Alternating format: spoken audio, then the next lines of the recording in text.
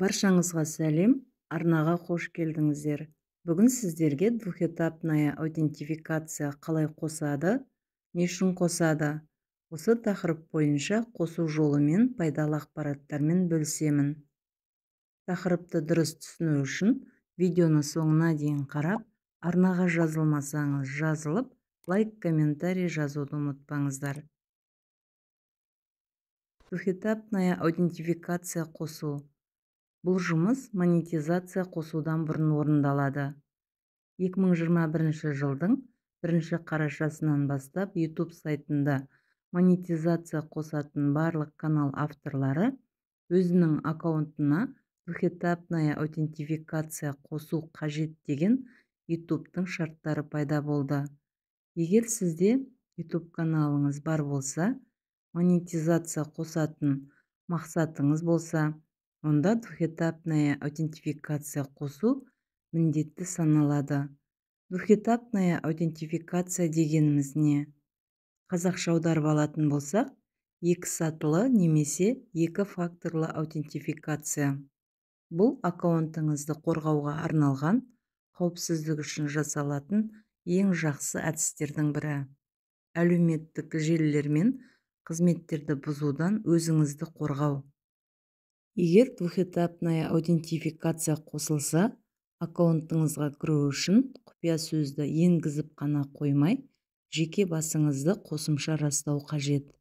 Осылайша сіз Google аккаунтыңызды, YouTube каналыңызды, электронды поштаңызды фишингтік шабуылшылардан, зиянды бағдарламалардан және деректердің ағып кетуінен қорғай аласыз.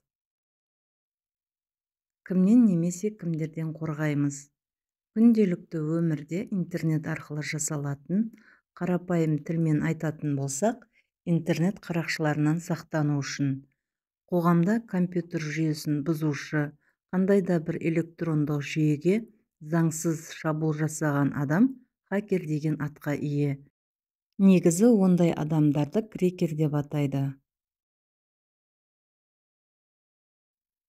Осы крекерлер танымал мемлекеттің, ұйымдардың, компаниялардың сайттарын бұзады. Құпия ақпараттарды, деректерді ұрлайды. Интернетте банк сайттарынан заңсыз ақша тонайды. Аккаунттағы кілтті сөздерді оңай бұзады.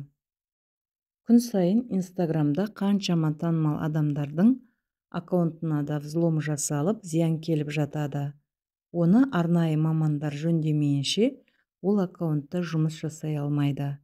Осындай крекер шабуылшылардан қорғану үшін екі сатылы аутентификация қосылады.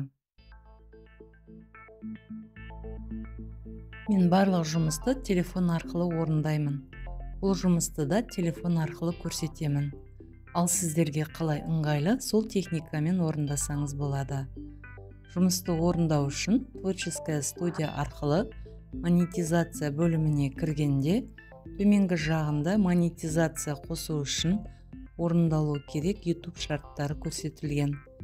Көпшілігіңізге белгілі, онда оқырмандар саны 1000-ға жету керек, 4000 сағат жиналу керек, авторлық құқық ережесі сақталу керек, және осы шарттардың ішінде двухэтапная аутентификация қосылу керек. Егер осы шарттардың біреуі орындалмаса, монетизация қосалмайсыз.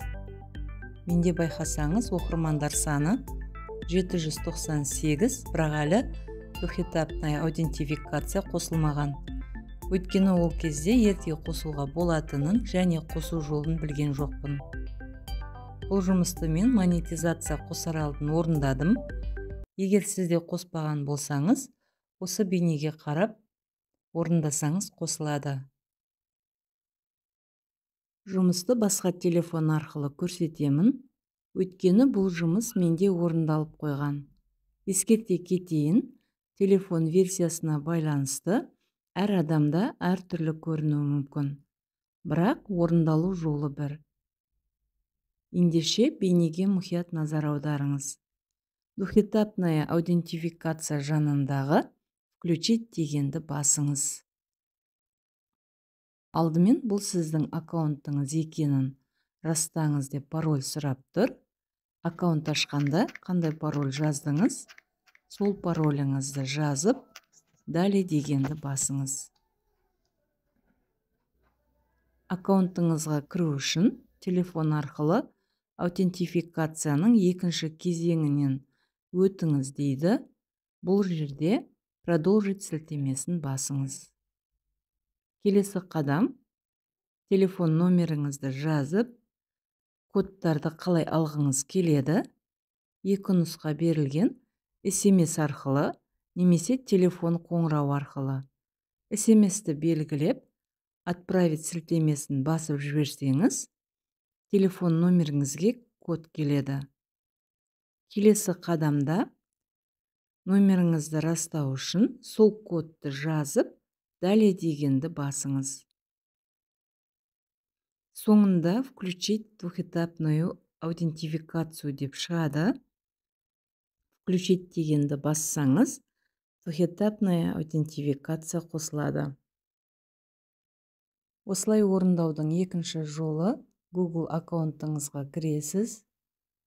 Аккаунт Google дегенді басып, главная қатарындағы безопасность деген бөлімге кіресіз. Ваш аккаунт под защитой деп көрсетіліп тұр. Барлық қауіпсіздік шараларын орындасаңыз, орындалды деп көрінеді. Аутентификация қосылса, осылай қай күні, қай айда қосылғаны сақталады.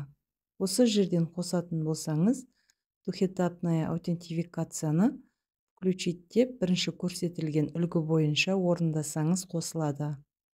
Егер қосалмай қалған жағдайда, повторить попытку деген сілтемені басып, қайталап орындауға болады.